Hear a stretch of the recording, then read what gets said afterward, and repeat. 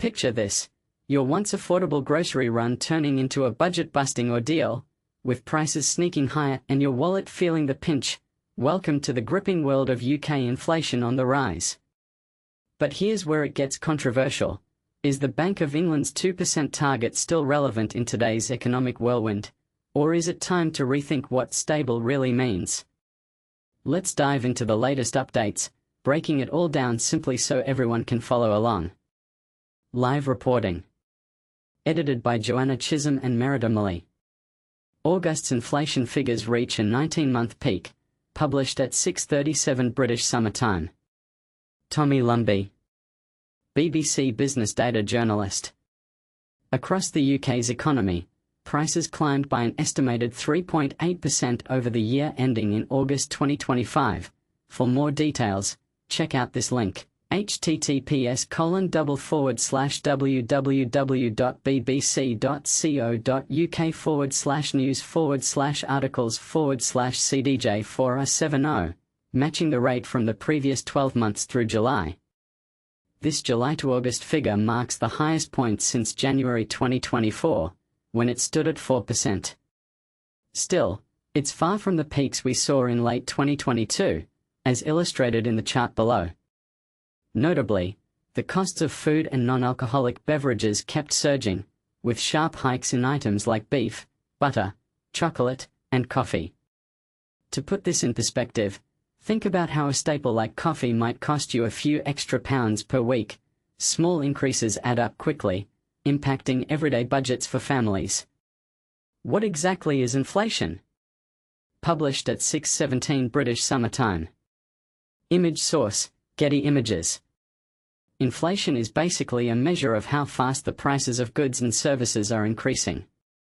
When inflation is low, price rises are gradual, almost unnoticeable. But when it's high, you might find yourself shocked by the checkout total at the store.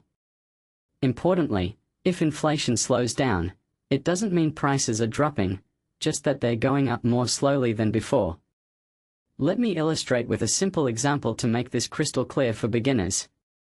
Suppose a carton of milk was £1 in September 2024.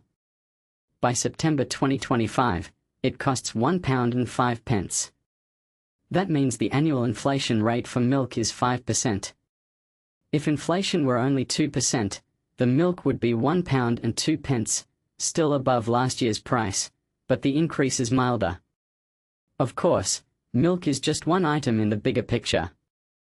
The Office for National Statistics, ONS, monitors prices for hundreds of everyday things, from basic supermarket staples and petrol to vacations and household items.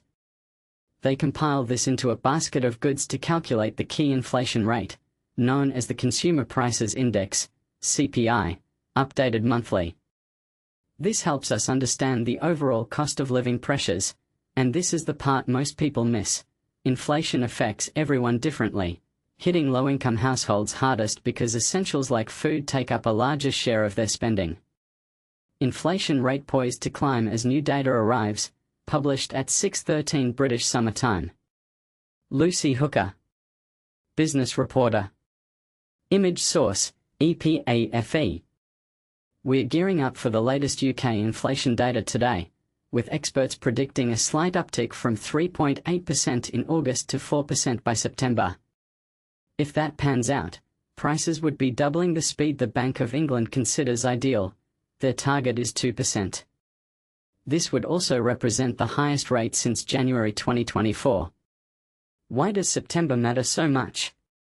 It's the month used to determine annual increases for various benefits starting in April, with universal credit being the most significant.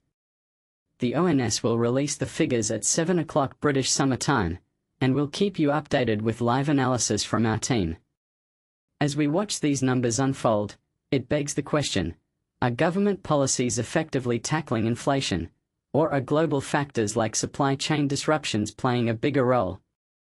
And here's a controversial twist: some economists argue that the 2% target might be outdated in an era of climate change and digital shifts, potentially stifling growth. What do you think? Does this rise signal deeper economic issues, or is it a temporary blip we can weather? Share your thoughts in the comments. Do you agree inflation is a manageable challenge, or does it reveal flaws in our financial system? Let's get the conversation going.